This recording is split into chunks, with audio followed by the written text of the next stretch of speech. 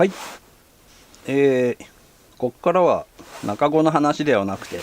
ょっとおまけというか余談です。スウェーデン軍飯盒の蓋を作りました。これ別動画で上げてるんで、楕円形なんでですね、一番簡単でしたね、作るのは。ドイツ軍飯盒とかはですね、ちょっと空豆型だったんでですね、このヘリを曲げるとき結構苦労したんですけど、これ楕円形だったんで割と簡単でした。ただこのなんていうのかな、取っ手、これをつけたのがちょっと失敗だったかなと思います。これなくても全然問題ないです。ない方がですね、これリベット止めしてるんですけど、こうやって食材とか置くトレイになるんで、これでも使えないことはないんで使ったりはするんですけど、フラットの方が何かとはかどったのかなと思います。でこの蓋をですね、こいつが邪魔してですね、ペタってならないんで、こいつがなかったらですね、ここがフラットなんで、こういうとこにペタッとしてなんかパラコードで結ぶなりゴムバンドで結ぶなりしてですね、やることができたんで便利だったかなと思うんですけど、別に持っていくしかないんでですね、そういう意味だと中語を入れて運用するにしても、アルコールストーブや、今実際使ってるのはこっちのタトンカっていうかエバニューかのステンレスのやつなんでとか別に持っていくんでですね。で燃料ボトルも私はこのボトル割と好きなんでいろいろ使うんですけど、人によったらですね、別に他の専用の入れ物とかですね、有名なやつだとトランギアの燃料ボトルありますけど、そういうのを入れて持っていく方はですね、どっちみち別に持っていくと思うんでですね、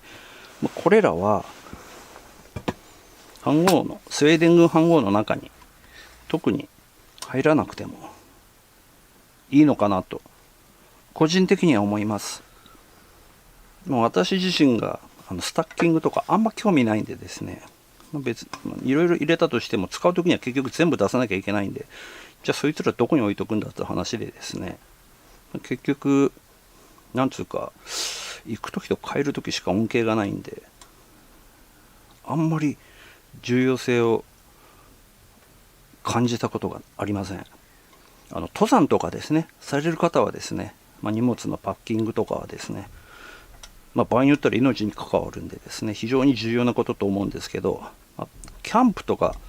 バーベキューとかそういうレベルだとスタッキングはあんま関係ないかなと思います。整理整頓だけで十分ですね。日本人の美徳の整理整頓は何にでも通用すると思います。あとですね、こういう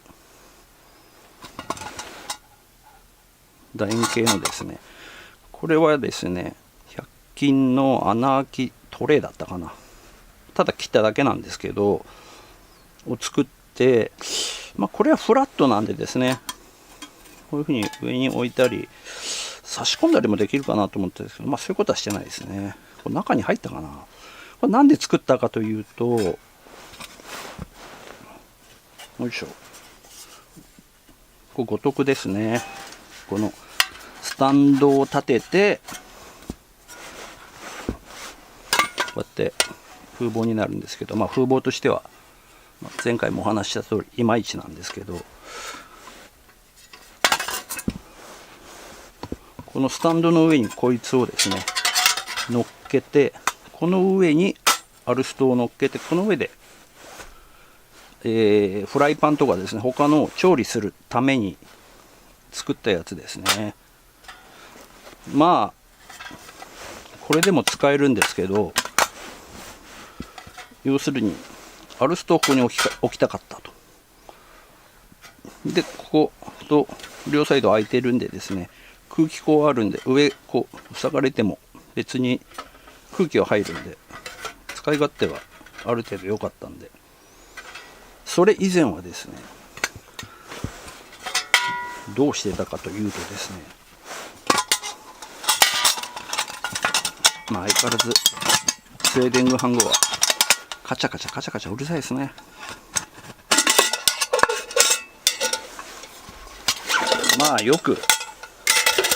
よくやるっつうか、よくやられているのがですね、蓋をこうフラットにこういうふうに置いて、その上にアルストを置いて、こいつを逆側にこうかぶせてですね、でこの上でフライパンなりを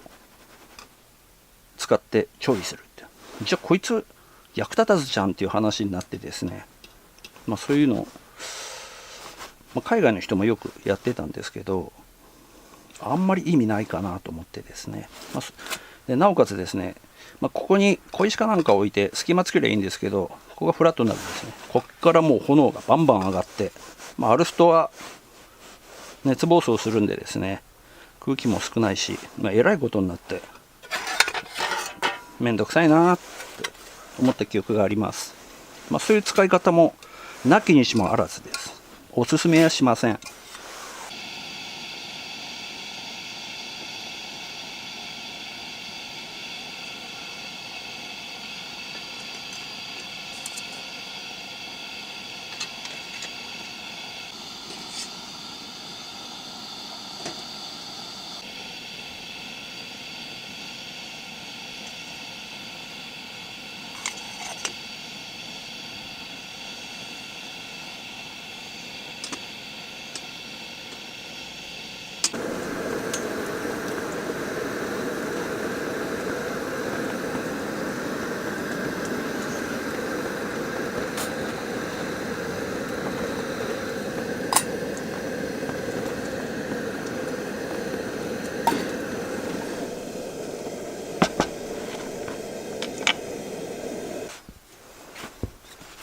結局これ作った方が